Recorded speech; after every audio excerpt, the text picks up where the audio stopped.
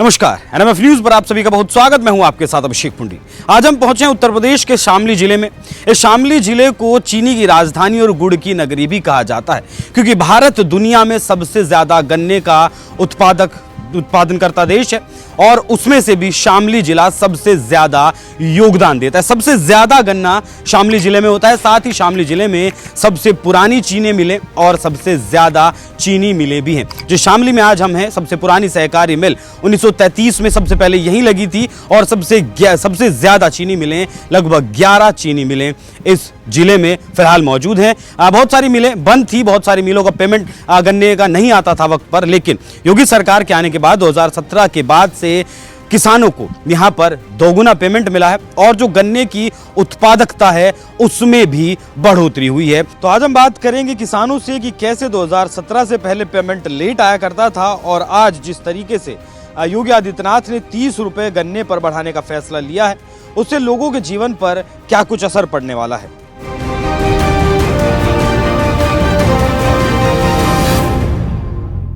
जो योगी सरकार की तरफ से फैसला लिया गया, 30 रुपए गन्ने का मूल्य बढ़ाया गया, कितना प्रभावी है फैसला किसानों के लिए? देखो, ये बहुत प्रभावी फैसला है। इसमें सच में बहुत ही अच्छा काम योगी जी ने किया है। मैं सच में बता दूं तो किसानों की जैसे हमारी बात होती थी बीच बीच में, तो सब लोग 15 से 20 रुपए मैक्सिमम मान रहे थे कि 15 से 20 रुपए तो इस बार शायद बढ़ेंगे जरूर, लेकिन 30 रुपए बढ़ाकर योगी जी ने बहुत अच्छा काम किया। असर कितना पड़ेगा किसान की आमदनी पर? देखो, किसान की आमदनी में तो सीधी बात होगी भाई, कोई 500 कुंटल का है तो उसको 15,000 रुपए बढ़ गए, 1,000 कुंटल का है तो उसको 30,000 रुपए बढ़ गए, सीधे सीधा। ये तो उसका जितना उसका प्रोडक्शन है उस हिसाब से उसको असर पड़ गया। गन्ने पर 30 रुपए बढ़ाने का योगी सरकार का सिर्फ एक फैसला भर नहीं है, बल्कि ये आम आदमी के सपने को पूरा करने वाला एक मिशन है। योगी सरकार ने जो फैसला लिया 30 रुपए बढ़ाने का, गन्ना किसानों पर कितना असर इसका पड़ेगा? इसका बहुत ज्यादा असर पड़ेगा। किसान गरीबत में जा लिया था, पेमेंट भी नहीं टाइम पर हो रहा था, अब जल्दी पेमेंट हो जाए 14 दिन में। और मतलब जो अपना बिल रुक रहा, बच्चों की पढ़ाई, मतलब उसका यो बहुत पैसा बढ़ेगा। मतलब एक ही खेत पे अगर 100 ही कुंटल तोल रहे हम गन्ना तो 100 पे 3,000 बढ़ते होंगे जी। तो इसमें किसानों को फायदा है। बहुत अच्छा काम करा योगी ने। किसानों की बच्चों की जो पढ़ाई, घर के जो काम पैसे की वजह से रुक जाते थे, वो योगी के फैसले से अब सर पर दौड़ने लगे हैं। इस बार किसान काफी तंग थे और मुख्यमंत्री जी का फैसला बहुत ही स्वागत योग्य है कि उन्होंने गन्ने पर 30 रुपये बढ़ाए। इसका किसानों को बहुत फायदा होगा। किसानों को काफ़ी कार्य, बच्चों की पढ़ाई के और अपने घरेलू सामान के काफ़ी रुक जाते थे, जो गन्ने का सही पेमेंट नहीं होता था और एक रेट कम थे। अब पेमेंट भी सही होने लगा है इस साल से और गन्ने का भाव भी बड़ा अच्छा होगा। इस साल किसानों में बहुत ज़्यादा खुशी है इस बात की।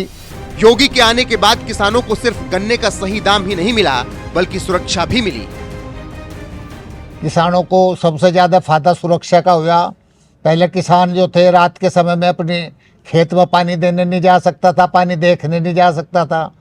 अब किसान जो है दिन में भी डरा हुआ रहता था। उस समय तो किसान जंगलों में काफ़ी लोग गन्ने के खेतों में बदमाश रहते थे, लेकिन अब ये समस्या नहीं है सुरक्षा की। किसी भी टाइम रात को किसान चल देता है। सड़कों में पूरी सुरक्षा है, खेतों में पूरी सुरक्षा है, गांव में पूरी सुरक्षा है और विशेषकर बिजली का बहुत ही अच्छा इंतजाम है। बिजली जितनी अब किसानों को गाँव में मिल रही है, उससे पहले किसी सरकार में ऐसी नहीं मिली। गन्ने का दाम किसान की मनमर्जी का काम करने से पहले योगी किसानों के लिए बिजली भी फ्री कर चुके हैं। अच्छा, बिल भी नहीं देना पड़ रहा, वो भी आए तो भाई बहुत अच्छा काम कर दिया, बिल देना नहीं पड़ रहा। वो भी जो है जेब का खर्च किसान घट रहा होगा भाई। कम से कम ये मान लो कि एक मैक्सिमम छोटे से किसान का भी 2,000 रुपये महीना जाता था, तो साल भर के 24,000 के रुपए तो सीधा सीधा फायदा है किसान को। बहुत अच्छा काम है। 2017 से पहले लोगों के घर में मौजूद रहने पर भी चोरी, लूट, डकैती हो जाया करती थी, लेकिन आज उत्तर प्रदेश में कानून देखो सबसे अच्छी व्यवस्था थी सड़कें और कानून और बिजली। अब क्या स्थिति है, अब पूरे गांव में खुले दरवाजे सोता है किसान। हमारे गांव में तो कोई गेट बंद करके भी नहीं सोता। योगी राज में किसान को जब सुरक्षा मिली तब उसे खुशहाली मिली। अच्छा, 2017 से पहले किसान ज्यादा खुशहाल था या आज ज्यादा खुशहाल है? आज खुशहाल है। आज खुशहाल है। पहले सुरक्षा नहीं थी, भाव तो मिल गया लेकिन 12 का समरसेविल चोरी हो गया है, 35,000 का समरसेविल गया, 20,000 का मतलब जो है ट्रॉली तोल के आया, तो कैसे खुश रहेगा? है 17 के बाद में, योगी सरकार के आने के बाद में कम से कम किसान इतना तो संतुष्ट है, अगर खेत में मेरा कोई साधन रात को रहेगा तो सुबह मुझे वहीं से जोड़ने के लिए मिल जाएगा। लेकिन 17 से पहले तो यही नहीं था कि घर के दरवाजे तोड़ के ले जाएगा। और वो पुराना शामली जो 2013 के सांप्रदायिक दंगों की आग में झुलसता था, जहां गुंडा राज का साया इतना गहरा था कि लोग घरों से निकलने में डरते थे, वो शामली आज सुशासन की मिसाल बन चुका है। योगी सरकार ने अपराध को जड़ से उखाड़ फेंका, अपराध दर राष्ट्रीय औसत से नीचे, कम्युनल राइट्स शून्य और कैराना से पलायन करने वाले परिवार अब लौटकर अपनी जड़ों को मजबूत कर रहे हैं। बेटियां अब बेफिक्री आजादी से घर से निकलती हैं, पढ़ती हैं, सपने बुनती हैं, क्योंकि कानून का राज हर दिल को छू रहा है। जनता की आंखों में वो चमक देखिए जो कहती है सरकार नहीं, अपना परिवार है, जो हमारे दुख में साथ खड़े हैं, हमारी खुशियों को दोगुना करते हैं। शामली की ये नई कहानी, जनता और सरकार के बीच वो अटूट बंधन जो डर के सलाखों को तोड़कर सपनों की उड़ान भर रहे हैं। देखो, आपको हमने बताया लड़कियों के बारे में, तो अब देखने के बारे में भी लोगों को सोचना पड़ता है। लड़की महिला तो इस सरकार में इतनी सुरक्षित है, जब से 2017 के बाद कोई भी महिला का कोई दंगा, कोई छेड़छाड़ का यहाँ उत्तर प्रदेश में नहीं हुआ। और पहले तो आपको पता ही है क्या क्या होता था, मेरे से क्यों कहो किसी बात को, लोग दिन दहाड़े शामली में भी कांड हो गया था एक। अब तो महिला हो, लड़की हो, बच्चियाँ सब पढ़ रही है, सब स्कूल जाती है, दिन में जाओ रात में जाओ, यहाँ कोई परेशानी नहीं है महिलाओं को। 2017 से पहले बच्चियों को अगर पढ़ना था तो किसान को अपना काम छोड़ना पड़ता था।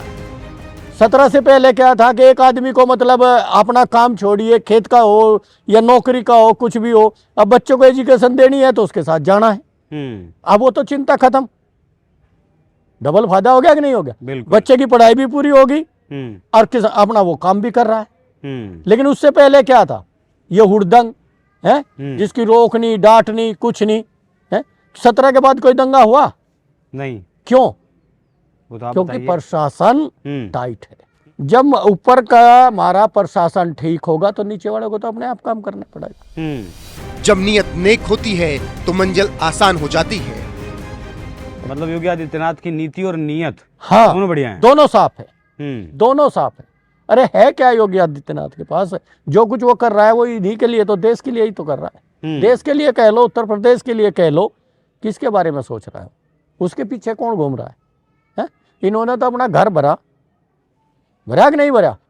बापू आया, फिर बेटा आ गया, फिर पोता आ गया, फिर फलाना आ गया, फिर डिकड़ा आ गया। वो तो इसी के लिए तो काम कर रहा हो। अब प्रदेश की जनता को चुनना है किस हालत में रहना है। उत्तर प्रदेश ने 2027 की तैयारी कर ली है।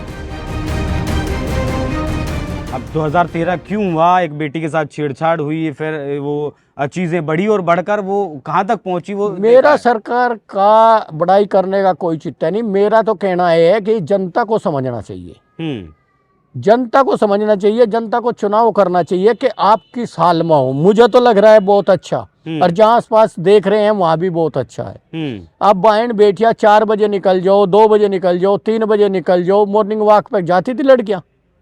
नहीं, 17 से पहले तो नहीं जाती थी। नहीं जाती थी ना। तो उसका प्रभाव तो यही पड़ा। एक देहात में मान लिया लेडीज मॉर्निंग वॉक पे जा रही हैं, घूमने जा रही हैं, अपने बेफिक्र होकर मार्केट का काम कर रही हैं, तो कोई दिक्कत नहीं है। और इससे अच्छी क्या चाहिए है? हम तो यही कहें कि जब तक योगी जी रहे उत्तर प्रदेश को संभाले रहे। 2027 में 27 में योगी जी है।